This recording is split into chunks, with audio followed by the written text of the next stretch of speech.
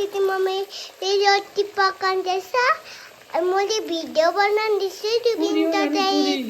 पुरी बनाउँदैछ म चाहिँ भिडियो बनाउँदैछु हेर्दैछ त्यो पुरी चाहिँ नि कसले बनाइदिए भनेर बनाएको मैले